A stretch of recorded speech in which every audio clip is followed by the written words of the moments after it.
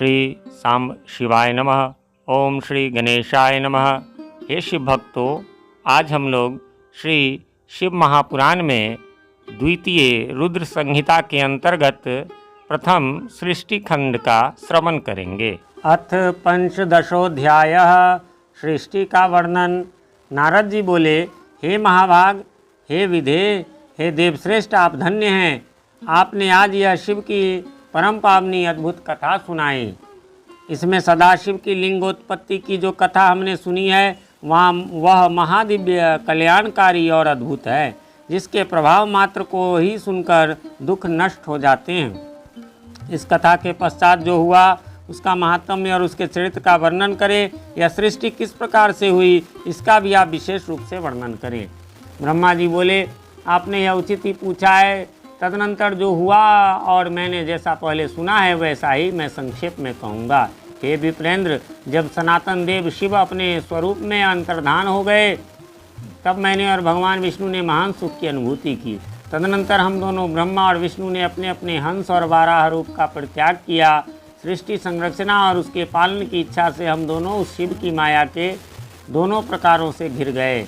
नारद जी बोले, हे विधे, हे महाप्राज्ञ ब्राह्मण, मेरे हृदय में महान संदेह है। अतुलनीय कृपा करके शीघ्र ही उसको नष्ट करें। अन्य रूपों को छोड़कर आप दोनों ने हंस और वाराह का ही रूप क्यों धारण किया? इसका क्या कारण है, बताइए। सूत जी बोले, महात्मा नारद जी का यह वचन सुनकर ब्रह्मा ने शिव के चरणारविंदों का स्मरण करके आदरपूर्वक यह कहना प्रारंभ किया। ब्रह्मा जी बोले, हंस की निश्चल गति ऊपर की ओर गमन करने में होती है और जल और दूध को पृथक करने के समान तत्व और अतत्व को भी जानने में वह समर्थ होता है। अज्ञान एवं ज्ञान के तत्व का विवेचन हंस ही कर सकता है। इसलिए सृष्टिकर्ता मुझ ब्रह्मा ने हंस का रूप धारण किया। हे नारद, प्रकाश स्वरूप शिव तत्व का विवेक वह हंस रूप प्राप्त न कर सका तो उसे छोड़ देना पड़ा। सृष्टि संरक्षणा के लिए तत्पर प्रवृत्ति को ज्ञान की प्राप्ति कैसे हो सकती है? जब हंस रूप में मैं नहीं जान सका तो मैंने उस रूप को छोड़ दिया। नीचे की ओर जाने में वाराह का निश्चल गति होती है, इसलिए विष्णु ने उस सदाशिव के अद्भुत लिंग के मूल भाग में पहुंचने की इच्छा से वाराह का ही रूप धारण किया। अथवा संसार का पालन करने वाले विष्णु ने जगत में वाराह कल्प को बनाने के लिए उस रूप को धारण किया। जिस दिन भगवान ने उस रूप को धारण किया उसी दिन से वह श्वेत वाराह संज्ञक कल्प प्रारंभ हुआ था। अथवा उन महेश्वर की जब यह इच्छा हुई कि विवाद में फंसे हम दोनों के द्वारा हंस और वाराह का रूप धारण किया जाए, उसी दिन से उस वाराह नाम के कल्प का भी प्रादुर्भाव हुआ। हे नारद, सुनिए, मैंने इस प्रकार से तुम्हारे प्रश्नों का उत्तर प्रस्तुत कर दिया है। हे मुने, अब सदाशिव के चरण कमल का स्मरण करके मैं सृष्टि सृजन की विधि बता रहा हूँ। ब्रह्मा जी बोले, हे मुने, जब महादेव जी अंतर्धान हो गए तब मैं उनकी आज्ञा का पालन करने के लिए ध्यानमग्न होकर कर्तव्य का विचार करने लगा। उस समय भगवान शंकर को नमस्कार करके श्री हरि से ज्ञान पाकर परमानंद को प्राप्त होकर मैंने सृष्टि करने का ही निश्चय किया। हे तात, भगवान विष्णु भी वहाँ सदाशिव को प्रणाम करके मुझे उपदेश देकर तत्काल अदृश्य हो गए। वे ब्रह्मांड से बाहर जाकर भगवान शिव की कृपा प्राप्त करके वैकुंठ धाम में पहुंचकर सदा वहीं रहने लगे। मैंने सृष्टि की इच्छा से भगवान शिव और विष्णु का स्मरण करके पहले के रचे हुए जल में अपनी अंजलि डालकर जल को ऊपर की ओर उछाला। इससे वहाँ 24 तत्वों वाला एक अंड प्रकट हुआ। हे विप्र, उस जल रूप अंड को मैं देख भी न सका, इतने में वह विराट आकार वाला हो गया। उसमें चेतनता न देखकर मुझे बड़ा संशय हुआ और मैं अत्यंत कठोर तप करने लगा। 12 वर्षों तक मैं भगवान विष्णु के चिंतन में लगा रहा। हे तात, उस समय के पूर्ण होने पर भगवान श्रीहरि स्वयं प्रकट हुए और बड़े प्रेम से मेरे अंगों का स्पर्श करते हुए मुझसे प्रसन्नतापूर्वक कहने लगे। विष्णु बोले, हे ब्राह्मण, आप वर मांगिए, मैं प्रसन्न हूँ। मुझे आपके लिए कुछ भी आदेय नहीं है। भगवान शिव की कृपा से मैं सब कुछ देने में समर्थ हूँ। ब्रह्मा जी बोले, हे महाभाग, आपने जो मुझ पर कृपा की है वह सर्वथा उचित ही है, क्योंकि भगवान शंकर ने मुझे आपके हाथों में सौंप दिया था। हे विष्णु, आपको नमस्कार है। आज मैं आपसे जो कुछ मांगता हूँ उसे दीजिए। हे प्रभु, यह विराट रूप तथा 24 तत्वों से बना हुआ अंड किसी तरह चेतन नहीं हो रहा है, यह जड़ीभूत दिखाई देता है। हे हरे, इस समय भगवान शिव की कृपा से आप यहाँ प्रकट हुए हैं, अतः शंकर की शक्ति से संभूत इस अंड में चेतना लाइए। मेरे ऐसा कहने पर शिव की आज्ञा में तत्पर रहने वाले महाविष्णु ने अनंत रूप का आश्रय लेकर उस अंड में प्रवेश किया। उस समय उन परम पुरुष के सहस्त्रों मस्तक, सहस्त्रों नेत्र और सहस्त्रों पैर थे। उन्होंने भूमि को सब ओर से घेर कर उस अंड को व्याप्त कर लिया। मेरे द्वारा भली भांति स्तुति किए जाने पर जब श्री विष्णु ने उस अंड में प्रवेश किया तब वह 24 तत्वों वाला अंड सचेतन हो गया। पाताल से लेकर सत्य लोक तक की अवधि वाले उस अंड के रूप में वहाँ विराट श्रीहरि ही विराज रहे थे। पंचमुख महादेव ने केवल अपने रहने के लिए सुरम्य कैलाश नगर का निर्माण किया, जो सब लोकों के ऊपर सुशोभित होता है। हे देवर से, संपूर्ण ब्रह्मांड का नाश हो जाने पर भी वैकुंठ और कैलाश, उन दोनों का कभी नाश नहीं होता। हे मुनिश्रेष्ठ, मैं सत्यलोक का आश्रय लेकर रहता हूँ। हे तात, महादेव जी की आज्ञा से ही मुझ में सृष्टि रचने की इच्छा उत्पन्न हुई। हे तात, जब मैं सृष्टि की इच्छा से चिंतन करने लगा उस समय पहले मुझसे पाप पुण्य तमोगुनी सृष्टि का प्रादुर्भाव हुआ, जिसे अविद्या पंचक अर्थात पंच प्रवाह विद्या कहते हैं। उसके पश्चात प्रसन्नचित मैंने स्थावर संज्ञक मुख्य सर्ग अर्थात पहले सर्ग की संरचना की, जो सृष्टि सामर्थ्य से रहित था।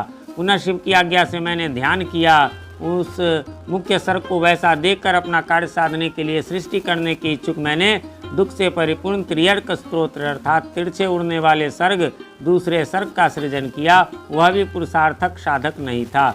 उसे भी पुरुषार्थ साधन की शक्ति से रहित जानकर जब मैं पुनः सृष्टि का चिंतन करने लगा तब मुझसे शीघ्र ही तीसरे अर्थात सात्विक सर्ग का प्रादुर्भाव हुआ, जिसे ऊर्ध्व श्रोता कहते हैं।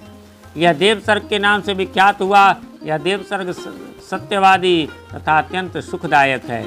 उसे भी पुरुषार्थ साधन से रहित मानकर मैंने अन्य सर्ग के लिए अपने स्वामी श्री शिव का चिंतन आरंभ कर किया। तब भगवान शंकर की आज्ञा से एक रजोगुनी सृष्टि का प्रादुर्भाव हुआ, जिसे अर्वाक श्रोता अर्थात चौथा सर्ग कहा गया है। जो मनुष्य सर्ग कहलाता है वह सर्ग पुरुषार्थ साधन का अधिकारी हुआ। तदनंतर महादेव जी की आज्ञा से भूत आदि की सृष्टि अर्थात भूत सर्ग पांचवा सर्ग हुई। इस प्रकार मैंने 5 प्रकार की सृष्टि की। इनके अतिरिक्त 3 प्रकार के सर्ग मुझ ब्रह्मा और प्रकृति के सानिध्य से उत्पन्न हुए। इनमें पहला महत तत्व का सर्ग है, दूसरा सूक्ष्म भूतों अर्थात तंत्रात्माओं का सर्ग है और तीसरा वैकारिक सर्ग कहलाता है। इस तरह से 3 प्राकृत सर्ग हैं। प्राकृत और वैकृत दोनों प्रकार के सर्गों को मिलाने से 8 सर्ग होते हैं। इनके अतिरिक्त 9वां कौमार सर्ग है, जो प्राकृत और वैकृत भी है। इन सब के अवान्तर भेद हैं जिनका वर्णन मैं नहीं कर सकता, उसका उपयोग बहुत थोड़ा है। अब मैं द्विजात्मक सर्ग का वर्णन कर रहा हूँ। इसी का दूसरा नाम कौमार सर्ग है, जिसमें सनक सनंदन आदि कुमारों की महान सृष्टि हुई है। सनक आदि मेरे 5 मानस पुत्र हैं, जो मुझ ब्रह्मा के ही समान हैं। वे महान वैराग्य से संपन्न तथा उत्तम व्रत का पालन करने वाले हुए। उनका मन सदा भगवान शिव के चिंतन में ही लगा रहता है। वे संसार से विमुख एवं ज्ञानी हैं। उन्होंने मेरे आदेश देने पर भी सृष्टि के कार्य में मन नहीं लगाया। हे मुनिश्रेष्ठ, सनकादि कुमारों के दिए हुए नकारात्मक उत्तर को सुनकर मैंने बड़ा भयंकर क्रोध प्रकट किया, किंतु हे नारद, मुझे मोह हो गया। हे मुने, क्रोध और मोह से विह्वल मुझ ब्रह्मा के नेत्रों से क्रोधवश आंसू की बूंदें गिरने लगी। उस अवसर पर मैंने मन ही मन भगवान विष्णु का स्मरण किया।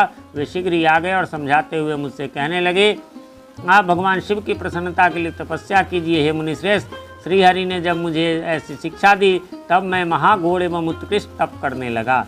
सृष्टि के लिए तपस्या करते हुए मेरी दोनों भौहें और नासिका के मध्य भाग से, जो उनका अपना ही अभिमुक्त नामक स्थान है, महेश्वर की 3 मूर्तियों में अन्यतम पूर्णांश सर्वेश्वर एवं दयासागर भगवान शिव अर्धनारीश्वर रूप में प्रकट हुए।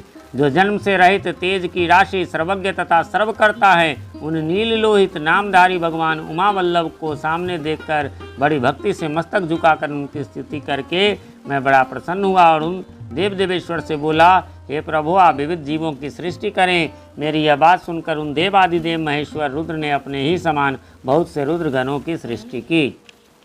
तब मैंने स्वामी महेश्वर महारुद्र से फिर कहा, हे देव, आप ऐसे जीवों की सृष्टि करें जो जन्म और मृत्यु के भय से मुक्त हों।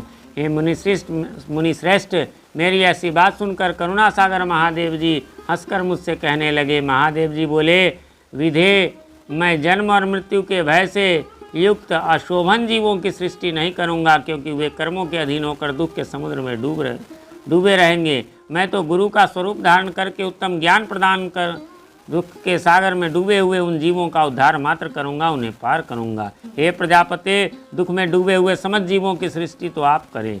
मेरी आज्ञा से इस कार्य में प्रवृत्त होने के कारण आपको माया नहीं बांध सकेगी। ब्रह्मा जी बोले, मुझसे ऐसा कहकर श्रीमान भगवान नील लोहित महादेव मेरे देखते ही देखते अपने पार्षदों के साथ तत्काल अंतर्धान हो गए।